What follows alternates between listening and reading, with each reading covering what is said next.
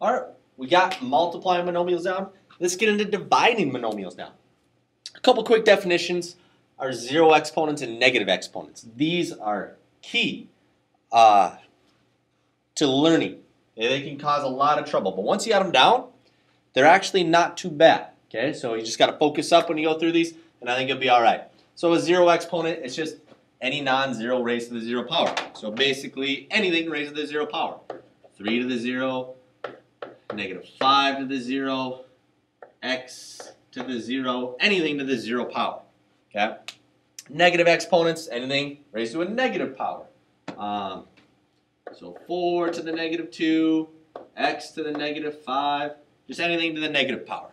All right, and this has any non-zero number, because 0 to any power would be 0, right? If I took 0 to any power, it's going to be 0. So that's why they state that. Okay, let's take a look at how this is going to work out. I gave some powers here, 4 to the third, 4 to the second, so on and so forth. Let's take a look at what these all equal. I bet we can do the first couple together. 4 to the third, 4 times 4 times 4 gives us 64. 4 to the second gives us 16, and 4 to the first is just 4.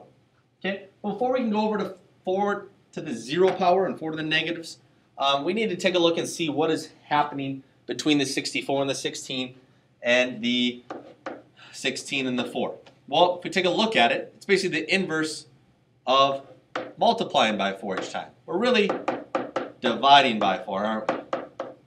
So to find out what 4 to the 0 power is, we got to take 4 divided by 4, right? Because 64 divided by 4 is 16. 16 divided by 4 is 4. And 4 divided by 4 gives us 1. Well, that's going to work for every case to the 0 power. So looking back up top here, 3 to the 0 power, that's going to equal 1. Negative 5 to the 0 power is going to equal 1.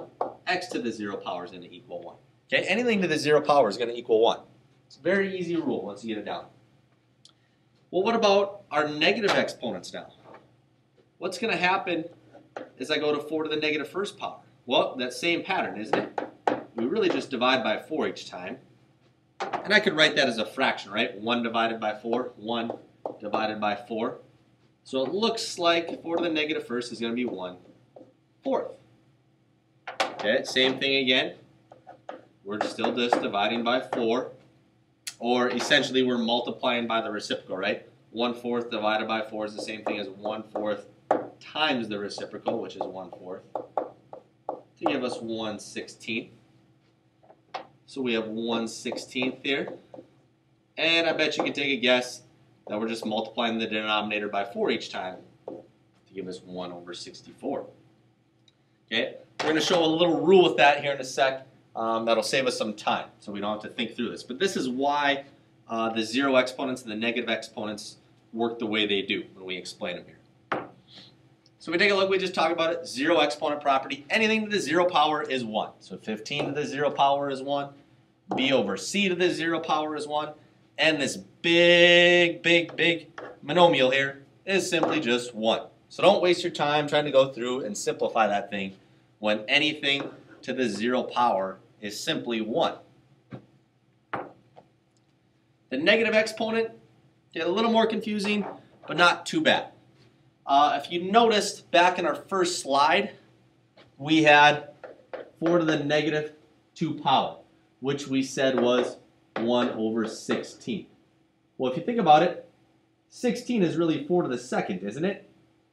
So what I did was 4 to the negative 2, I just put 4 to the negative 2 down below and changed its negative to a positive and kept a 1 up top. That's where our rule comes into play right here. If you have something to the negative exponent, you're just putting it to the denominator and making it positive. Okay? Essentially, you really just put a to the negative n over 1, right? I can put any number over 1. And it just switches sides and becomes positive. Because if you look at my next example, a to the 1 over, we got 1 over negative a to the negative n. Well, to get it to be positive, I just move it to the top, and it becomes positive, as we can tell right here. Okay, so let's just look at a few examples. I bet the examples will make a lot more sense here. Oh yeah, so if we take a look, 2 to the negative 4. Really all that's happening is it's just moving to the bottom, isn't it, in my fraction, and becomes a positive exponent. So 2 to the 4th with a 1 on top. 1 over 2 to the 4th. Okay, it just changes sides of the fraction, right? And I can write anything as a fraction. So looking at my next case. Basically, if I have a negative exponent, move it to the other side of the fraction, and it becomes positive. So I have 8 to the negative 4th, or x to the negative 4th, I'm sorry. That's going to go move to the bottom and become positive. And then my z to the negative 6th will move up top, and that will become positive. And my y to the 9th just stays on top.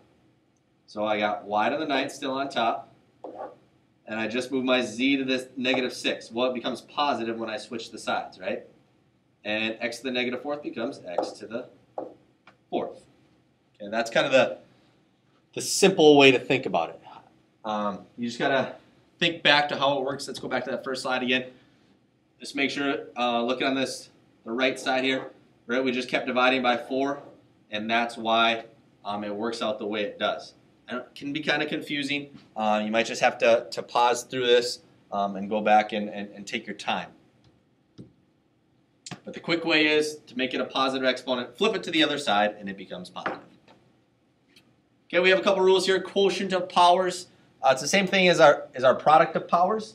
Remember when we had a product to the same base, we were able to just add their exponents? Well, with a quotient, it's basically just the opposite. I have the same base, and we're dividing, so now I can subtract their exponents. It's just the opposite. So if I look here, I can take each case individually. So I can work with my k's first, and then my m's, and then my p's. So k to the 7th over k to the 5th is really k to the 7 minus 5. M to the 10th over m to the 3rd is really m to the 10 minus 3. And a p over p, well, it's just p to the 1st for each one. So 1 minus 1 gives you a 0. That's just 1. They really just cancel with each other, don't they? That's another way to think of that when I'm multiplying in fractions. They can just cancel. So my final answer would be k to the 2nd, m to the 7th. K to the 2nd, m to the 7th. And we can talk about why that works here. Let's bring that. I'm just going to do a different example here. If I just said a to the 3rd, b to the 4th over a, b to the 2nd, I could rewrite that as a times a times a times b times b times b times b over a times b times b. Right? If I expand out my exponents, well, they just cancel with each other if you got one on top and one on bottom, right? So the a's cancel, a b cancels with a b cancels with a b, and I can write it as a to the 2nd times b to the 2nd, which would be what I'd get if I would just subtract their exponents. Okay, let's take a look at the next one. X to the 7th over x to the 6th, so we subtract. So I get 7 minus 6. I'm just going to write this out. And y to the 3 minus 12. Notice how the top one comes first. I don't write 12 minus 3 because 12 is bigger. And I simplify that, and I would get x to the 1st. Don't need to write the 1. Y to the negative 9. Okay, here's the trick though. We never want to have a negative exponent. That's not the simplified form. So what happens? I can make this into a fraction, and that negative exponent can move to the bottom to become positive. So I can take this y to the negative 9th, move it to the bottom, and it becomes positive. So there's my answer, x over y to the 9th.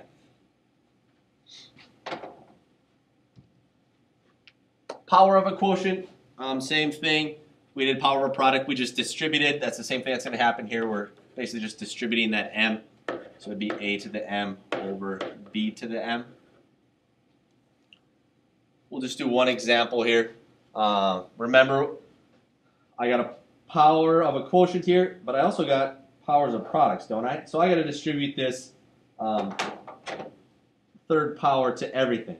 So I got to take it 4 to the 3rd. I got to take x to the 3rd to the 3rd, all the way down here, 5 to the 3rd, and 5 to the 4th to the 3rd. I'm going to erase all that.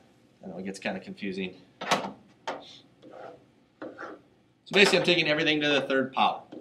So I got 4 to the third, x to the third. Well, remember we multiply, right? We multiply when it's power to a power, so x to the 9th, over 5 to the third, and y to the 4th to the third. Right, I got to send it down there too. So 4 times 3 gives us 12. And I should probably simplify my 4 to the third and 5 to the third.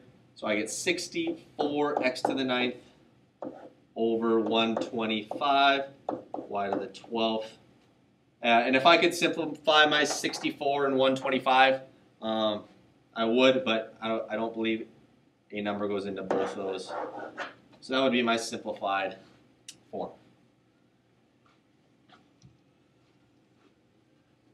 All right, let's try one that kind of combines every single property we've used so far.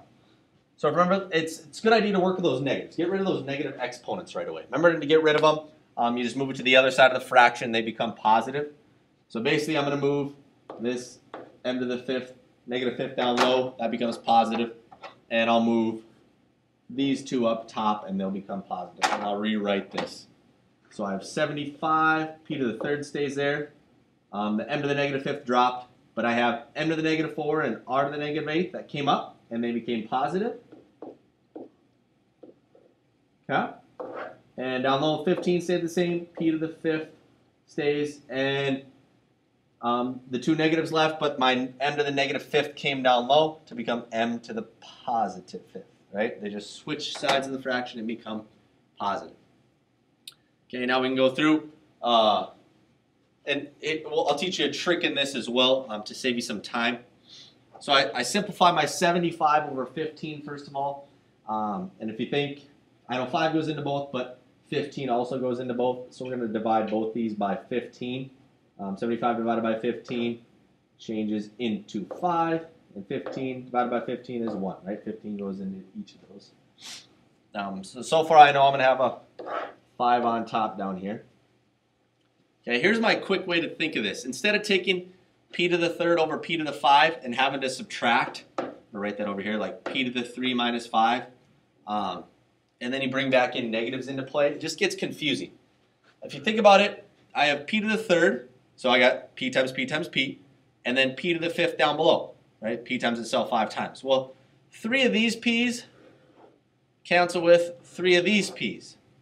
So think about how many p's you would have left. The 3 cancel with 3 down here, so I would basically have 2 of them left. So I got p to the 2nd down low, and those p to the 3rds canceled up top. Same thing with the m's. I got m to the 4th and m to the 5th. So 4 of the m's cancel with each other. So all 4 of those m's are gone. 4 of these m's are gone, so I'm just left with that 1 m, and that's still on bottom, right? And nothing cancels with the r to the 8th, so that's still up top. So this would be my simplified form right here. 5 r to the 8th over p squared times m. I know it gets kind of sloppy. You might want to go back through, pause, go through this slowly on how I went through those steps, and hopefully that'll make a little more sense to you. This will be our assignment for tomorrow in class. Come to class prepared, have some notes down, have your question ready to go, and I will be walking around and help you out tomorrow. Can't wait.